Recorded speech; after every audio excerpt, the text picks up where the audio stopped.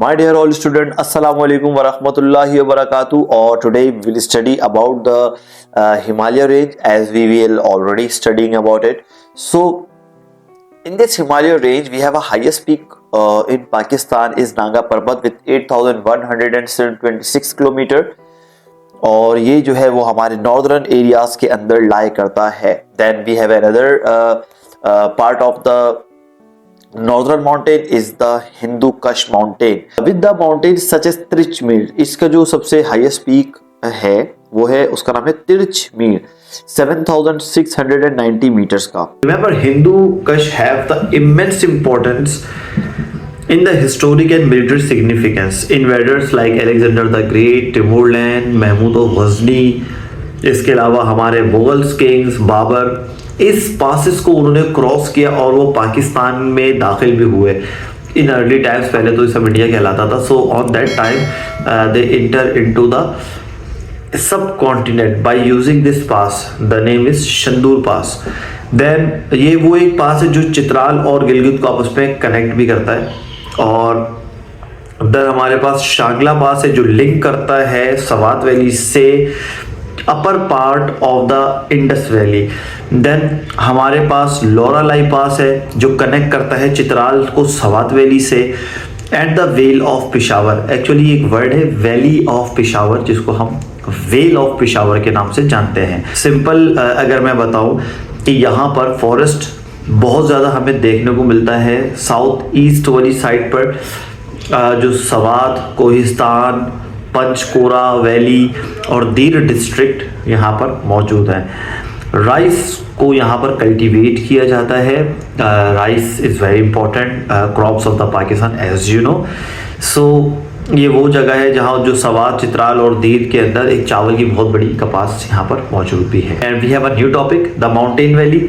In this mountainous north a number of valleys attracted many domestic and foreign visitors. अच्छा, valley का मतलब क्या होता है कि बहता हुआ एक रिवर वैली कहलाता है, which actually V shape valleys, जो इस टाइप का दो माउंटेन आपस में मिलते हैं और सेंटर से एक वैली, उधर पिक्चर में आप नजर भी आ रहा होगा.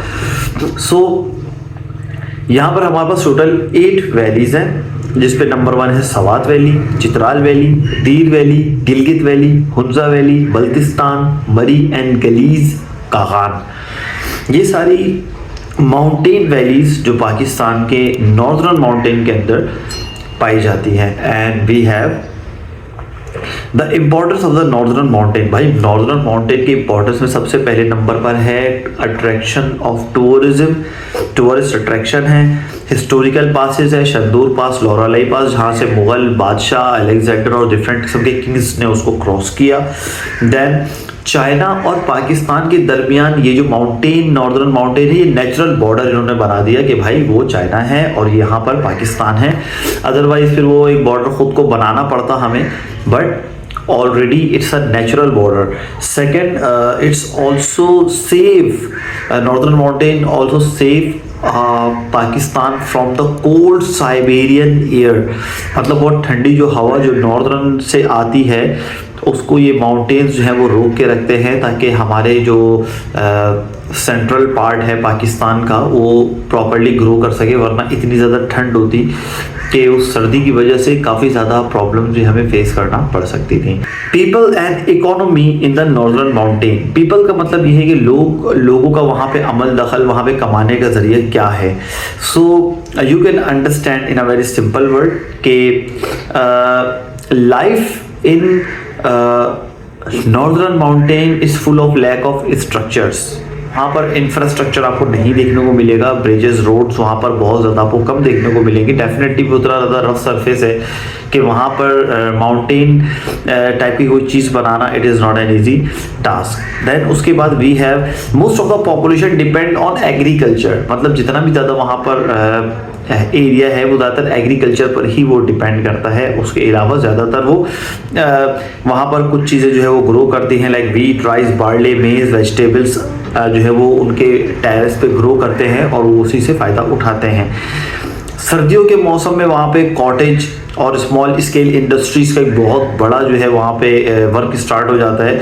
एज यू नो कि फॉरेन टूरिस्ट जो है वो वहाँ पे ट्रैवल करते हैं। So in the season of the winter the economy of these areas grow up because a lot of people purchase blankets from them, handcraft rugs, ये सारे वो चीज़ों से वो परचेज करते हैं और ये एक बहुत ही ज़्यादा मेन उनका इकोनॉमिक वैल्यू उनका बढ़ाता है। Then major industries including processed food grains and fruits, making vegetable oil and refining sugar, ये सब चीज़ें भी बहुत ज़्यादा प्रैक्टिस की जाती है नॉर्दर्न माउंटेन में। यहाँ पे बहुत इंपॉर्टेंट चीज़ है कि अगर हम इन इलाकों के अंदर माउंटेनियस एरिया में अगर हम पानी के फ्लो को डेवलप करें प्रॉपर तरीके से तो मे बी पॉसिबल कि हम वहाँ पे हाइड्रो इलेक्ट्रिक पावर भी जनरेट कर सकते हैं। और मिनरल रिसोर्स अभी इन जगहों पे बहुत ज़्यादा जो है वो भी एक्सप्लोर नहीं किया गया, क्योंकि अगर उनको एक्सप्लोर करने के चक्कर में माउंटेन की कटाई बहुत ज़रूरी हो जाएगी और that will make a problematic for the you can say exploitation of the area. So the northern mountain है मेजर हाइड्रो इलेक्ट्रिक पोटेंशियल, मतलब हाइड्रो इलेक्ट्रिक से वहाँ पर बिजली बनाई जा सकती है, लेकिन वो बहुत ह्यूज इन्वायरमेंट की उस पर रिक्वायरमेंट है डेफिनेटली। और Pakistan is with the lack of financial resource. Then as you know कि we have a lack of literacy rate, मतलब हम बहुत ज़्यादा पढ़ाई जो है लिखाई एजुकेशन जो है बहुत ज़्यादा कम है नॉर्दर्न माउंटेन में। Safe drinking water is scarce, पानी जो है वहाँ पे बहुत ज़्यादा स्कार्स है, पानी बहुत कम वहाँ पर हमें देखने को मिलता है। और उसका रीज़न सिंपल ये है कि भाई वहाँ पर पानी और ड्रिंकिंग वाटर जो है उसके लिए प्रॉपर कोई भी ऐसा प्लान अब तक नॉर्दर्न माउंटेन में बनाया नहीं गया कि वहाँ पर प्रॉपर पानी को भी अवेलेबल किया जाए। Some towns in the northern area such as Mingora, Murree, Kagan, Gilgit trade by road with cities like Rawalpindi, Islamabad, Peshawar and Ahmedabad. However, due to difficult terrains and limited transport facilities, it is hard to carry out a regional trade on a large scale.